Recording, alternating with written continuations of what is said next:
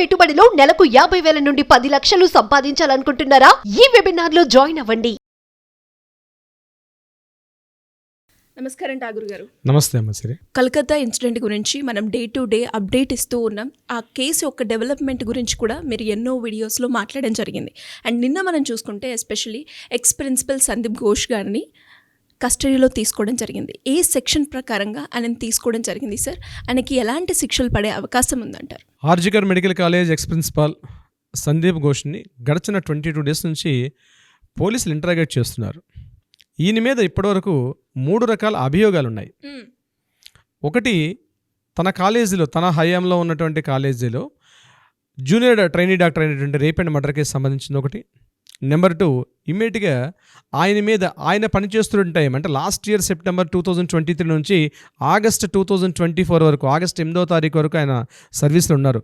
ఈ టైంలో జరిగిన ఆర్థిక అవకతవకల మీద అప్పటి ఉన్నటువంటి deputy superintendent Akhtar Ali vigilance డిపార్ట్మెంట్కి 32 రకాల క్వశ్చన్స్ తోటి ఆయనకు క్వశ్చన్ చేశారు. అప్పటి విజిలెన్స్ డిపార్ట్మెంట్ ఆయన మీద ఎంక్వైరీ చేయలేదు. దానికి సంబంధించి ఒక కేసు నమోదైంది, అభియోగం నమోదైంది. మూడవది, ఈడీ కూడా ఈయన యొక్క అక్రమార్జన ఆస్తుల మీద మరొక అభియోగం ఉంది. మొత్తం 3 రకాలటువంటి అభియోగాలు ఉన్నాయి.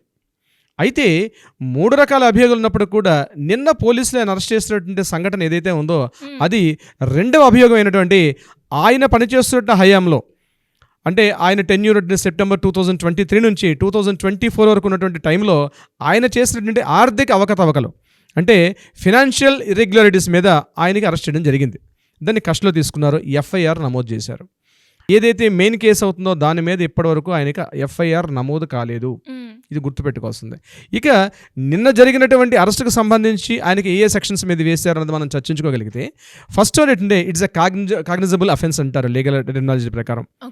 అందులో ఈయనకి సెక్షన్ 7 ప్రకారం, అంటే కరప్షన్ బ్యూరో, అంటే prevention of the anti corruption అని చెప్పి ఆ కరప్షన్ యాక్ట్ ప్రకారం సెక్షన్ 7 ప్రకారం ఈయన అరెస్ట్ చేయడం జరిగింది. అదేంటంటే డిజానెస్టీ, చీటింగ్, కాన్స్పిరసీ, ఈ మూడింటికి సంబంధించి ఆయన్ని సెక్షన్ 7 ప్రకారం చేయింది. ఇది నాన్ బెయిలబుల్ వారెంట్ దీనికి సంబంధించింది కూడా.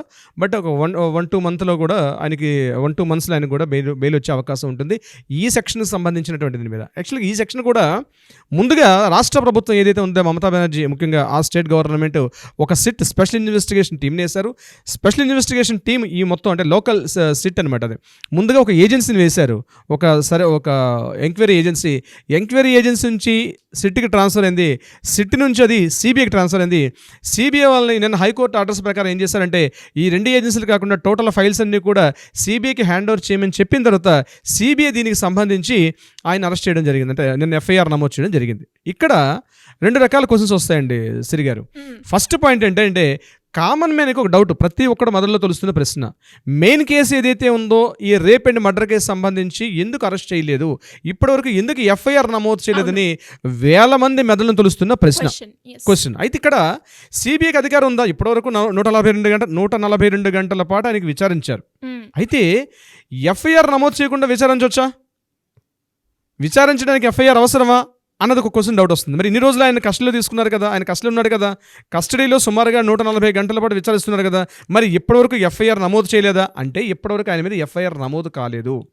ఏదైతే తన కాలేజీలో జరిగిన జూనియర్ ట్రైనీ డాక్టర్ కేసు సంబంధించి ఇప్పటివరకు ఆయన మీద ఒక ఎఫ్ఐఆర్ కూడా నమోదు కాలేదు. ఇక్కడ అందరికీ డౌట్ వస్తుంది, ఎందుకు ఎఫ్ఐఆర్ నమోదు చేయలేదని. అవును, అయితే ఇక్కడ యాజ్ పర్ లా ప్రకారం ఎఫ్ఐఆర్ నమోదు చేయకుండా కూడా ఇంటరాగేషన్ చేసే అధికారం సిబిఐకి ఉంటుంది. అయితే ఎందుకు ఎఫ్ఐఆర్ నమోదు చేయలేదనే విషయం బహుశా రేపు హైకోర్టు అయిన క్వశ్చన్స్ అడిగితే అక్కడ వాళ్ళు క్లారిఫికేషన్ ఇచ్చే అవకాశం ఉంటుంది. మనకు ఆ విషయాలు అంత క్లియర్గా మనం చెప్పుకోలేము. ఇక్కడ దాన్ని మనం అంటే కోర్టు పరిధిలో ఉంది కాబట్టి మనం ఊహాగానాలకి తావిచ్చే అవకాశం ఉండదు. ఎందుకు ఎఫ్ఐఆర్ నమోదు చేయకుండా ఇంటరాగేషన్ చేశారు అన్న విషయం మీద.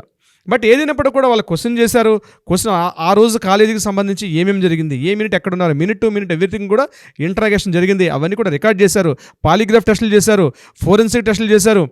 ఇకపోతే ఆయన మీద డిఎన్ఏ టెస్ట్ కూడా ఎంక్వైరీ అడుగుతున్నారు. దీనికి సంబంధించి ఎందుకు డిఎన్ఏ టెస్ట్ అడుగుతున్నారు అంటే 10 గంటల 30 నిమిషాలకి ఆయనకి ఇన్ఫర్మేషన్ తెలిసిన తర్వాత 10 గంటల 20 నిమిషాలు తెలిసిన తర్వాత 11 గంటలకి ఆయన ఆ సంఘటన స్థలానికి వెళ్ళారు.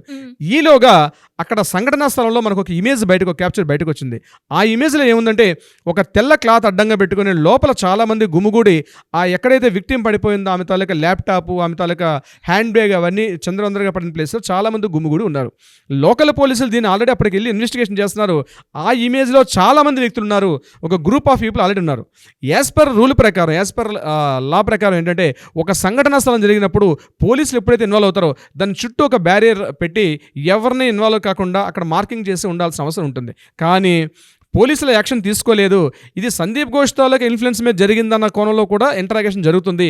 ఇవన్నీ కూడా బహుశా మనకి రేపు సుప్రీంకోర్టుకి ఇచ్చిన ఫైల్లో మనకు ఒకటి వెలుగులోకి వచ్చే అవకాశం ఉంటుంది.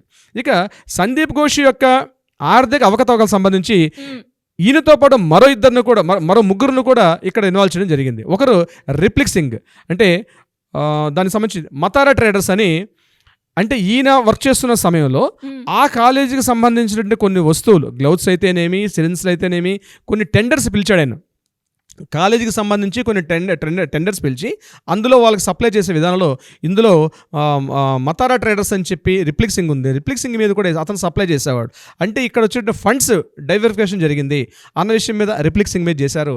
మూడోది సుమన్ హజరా అంటారు ఆయన. ఆ సుమన్ హజరా కూడా ఇటువంటిది ఆయన కూడా సప్లై చేశాడు, మెటీరియల్ సప్లై చేశాడు. అతను కూడా దీనికి డైరెక్ట్గా ఇండైరెక్ట్గా ఉంటుందని చెప్పి ఆయన్ని కూడా ఎఫ్ఐఆర్లో నమోదు చేశారు.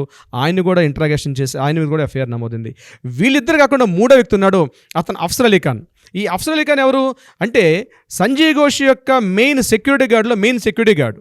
ఇతని యొక్క వీడియో ఫుటేజ్ కూడా మనకు ఒకసారి బయటకు వచ్చింది.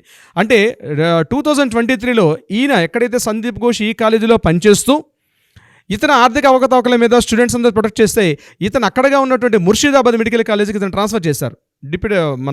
ట్రాన్స్ఫర్ చేసినప్పుడు వెళ్ళిపోతున్నప్పుడు ఆ ప్లేస్కి అపాయింటెడ్ ప్రిన్సిపల్ ఎవరంటే మానస బందోపాధ్యాయ ఒక ఫ్రేమ్లో మనకు ఒక వీడియో ఫుటేజ్ బయటకు వచ్చింది. మానస బందోపాధ్యాయ ఎవరైతే సందీప్ ఘోష్ తాలూకా క్వార్టరీలో ఉన్నటువంటి, అంటే ఇతను అఫీషియల్ సెక్యూరిటీ కాదు, అన్అఫీషియల్ సెక్యూరిటీ గార్డ్గా ఉన్నటువంటి సందీప్ ఘోష్ యొక్క ఈ అఫ్సర్ అలీ ఖాన్ ఇంటరాగేట్ చేస్తుంటే మానస బందోపాధ్యాయ అడుగుతున్నారు, ఇక్కడ నీకేం పని? ఆల్రెడీ ఆ కాలేజీలో అవుట్ సైడ్ ఆఫ్ ద కాలేజీలో కొంతమంది స్టూడెంట్స్ ప్రొటెక్ట్ చేస్తున్నారు. ఆ ప్రొటెక్ట్ చేస్తున్న స్టూడెంట్స్ని గట్టిగా కొట్టడం జరిగింది అఫ్సర్ అలీ ఖాన్. అయితే దాని మీద మా స్టూడెంట్స్ ఎందుకు కొట్టాల్సి వచ్చింది, అసలు నువ్వు కాలేజీకి సంబంధించిన వ్యక్తి కాదు కదా, you are the outside of the person, నీకు ఇక్కడ ఏం పని అనే విషయం మీద ఇంటరాగేట్ చేస్తున్న మానస బందోపాధ్యాయ అడుగుతుంటే అక్కడ అఫ్సర్ అలీ ఖాన్ చెప్పిన సమాధానం మనకి వీడియో ఫుటేజ్లో వచ్చింది. ఇది నాకు దీదీ గారు డైరెక్ట్గా ఇక్కడ అపాయింట్ చేశారు, మీరు వీలైతే దీదీ గారిని డైరెక్ట్గా ఫోన్ చేసి మాట్లాడండి, నాకు అపాయింట్ చేశారు కాబట్టి నేను సందీప్ ఘోష్ని ఇక్కడ ఆయన యొక్క మెయిన్ బాడీ గార్డ్లో ఉన్నాను నేను అని చెప్పి ఆయన చాలా ఫోర్స్గా వీళ్ళతో ఫోన్ చేసి మాట్లాడండి అని చెప్తున్నటువంటి ఒక వీడియో ఫుటేజ్ కూడా బయటకు వచ్చింది. అతని అఫ్సర్ అలీ ఖాన్.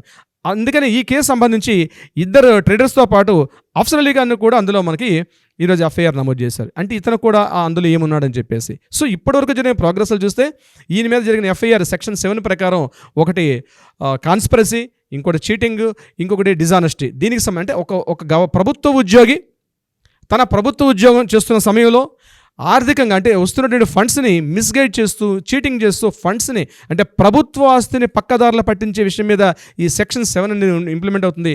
ఇది ఖచ్చితంగా నాన్ బెయిలబుల్ వారెంట్ కాబట్టి ఈ ప్రోగ్రెస్ ఏంటన్నది ఎలా ఉంటుందని మనం తెలుసుకునే ప్రయత్నం చేయొచ్చు. తర్వాత మనం అందరం కూడా ఆమెకి న్యాయం జరగాలి అన్న ఉద్దేశంతో మనం ప్రయత్నిస్తున్నాం. ఖచ్చితంగా జరగాలని కోరుకుంటున్నాను. Thank you sir, thank you so much. Thank you so much.